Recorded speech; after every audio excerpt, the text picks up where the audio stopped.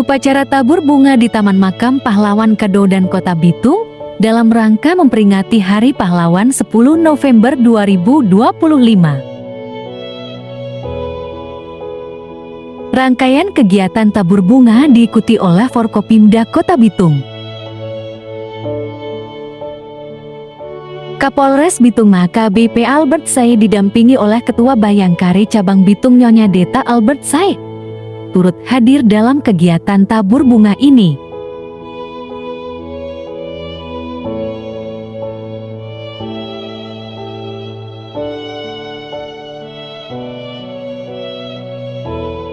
Kegiatan tabur bunga berjalan dengan hikmat.